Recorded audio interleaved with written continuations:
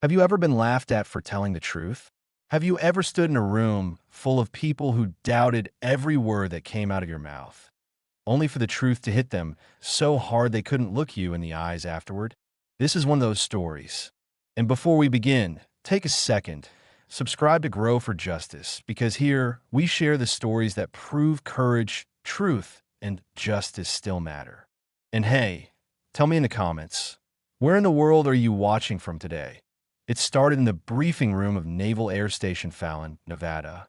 Rows of officers, aviators, and engineers sat around an oval table polished to mirror perfection.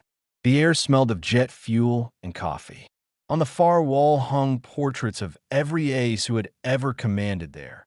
Men mostly, their eyes frozen in black and white defiance. The doors opened. In walked a young woman in a flight suit. Her name patch reading Lieutenant Commander R. Hayden. She was calm, confident, and carried herself with the kind of quiet authority that didn't need to shout.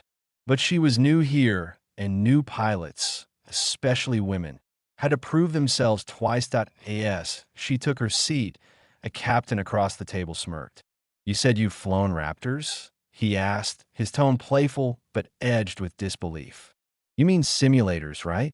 Laughter rippled through the room. Rachel Hayden smiled faintly. "No, sir. I mean F-22 Raptors. Operationally." The laughter grew louder. One of the younger lieutenants leaned over to whisper, "Impossible. No woman's logged combat flight hours in Raptors yet." Another chimed in, "She probably means the training model." Rachel didn't flinch. She had faced worse than mockery. She had faced missile locks and G-forces that could tear consciousness away from a lesser pilot. But she let them laugh, because she knew something they didn't. Somewhere in a locked database under classified operations, her name sat beside a call sign that few dare to speak aloud. Valkyrie 1. The briefing ended awkwardly. Some officers avoided her eyes, others offered polite but dismissive nods. Later that afternoon, as she walked across the hangar floor, the air filled with the sound she loved most, the roar of twin Pratt and Whitney F-119 engines. Raptors stood lined up like sleeping beasts, their gray skin shimmering in desert sunlight. She ran her hand along one fuselage as though greeting an old friend. Touching the big toys already, a voice teased behind her. It was Admiral Pierce, commander of the base, an older man with a presence that silenced entire rooms. He had heard the rumors. The new transfer who claimed to have flown F-22s. "So, Lieutenant Commander," he said, arms crossed. "You flew Raptors, you say?"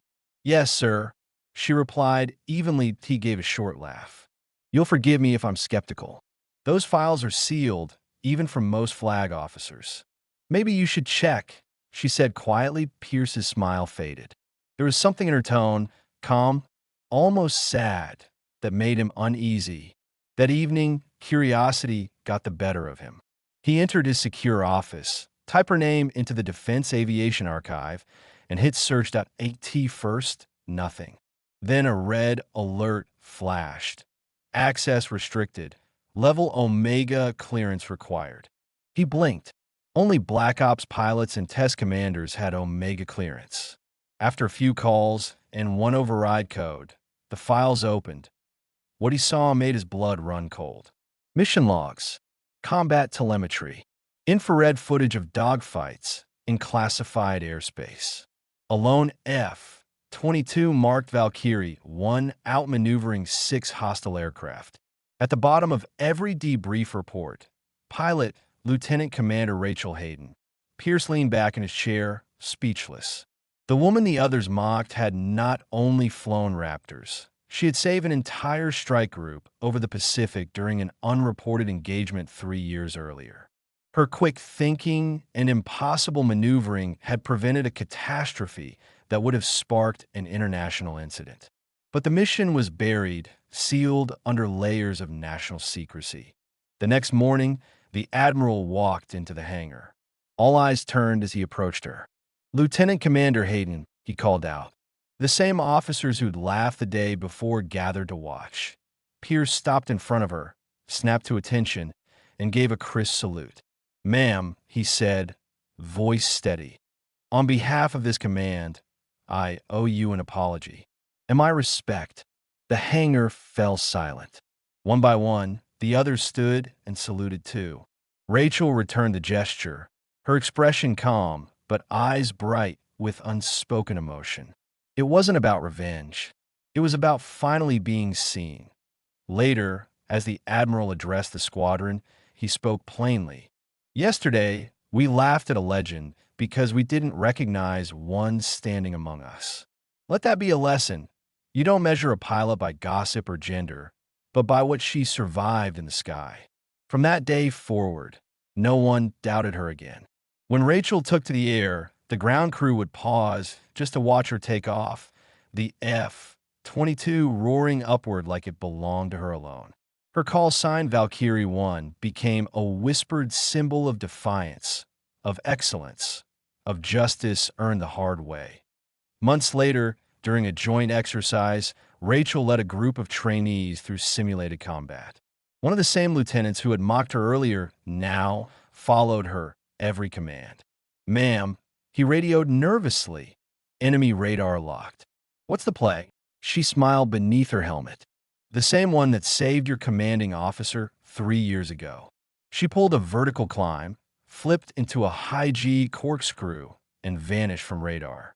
When she reappeared behind the mock target, her voice came calm through the comms. "Fox 2. The simulated missile hit dead center." Down on the ground, the Admiral watched the radar trace, shaking his head in awe. "Valkyrie 1, he murmured, "still untouchable." When she landed, reporters from military media were waiting, but she refused interviews. "I'm not the story," she told them. "Every woman who's ever been told she couldn't do this, that's the story." In the months that followed, her quiet example began to change things. More young women enrolled in flight programs. More officers learned to listen before judging. And every time a new pilot took her first solo flight, she whispered the same words Rachel once heard from her father, himself a retired Air Force mechanic. "The sky doesn't care who you are. It only answers to those who respect it." Years later, Admiral Pierce would retire and tell the tale of the pilot who silenced an entire base with the truth. And somewhere above the clouds, an F-22 streaked across the horizon, its pilot smiling behind the visor, knowing she'd turned doubt into history as, "Oh, the next time someone laughs at your dream." Remember Lieutenant Commander Rachel Hayden. Remember that sometimes the strongest voices are the quiet ones. The ones that don't argue, they just let their actions speak. And if this story inspired you even a little, make sure you subscribe to Grow for Justice, because this channel is about truth, courage, and the people who rise when others doubt them. And before you go, drop a comment below and tell us, where are you watching from? Because stories like this connect us all.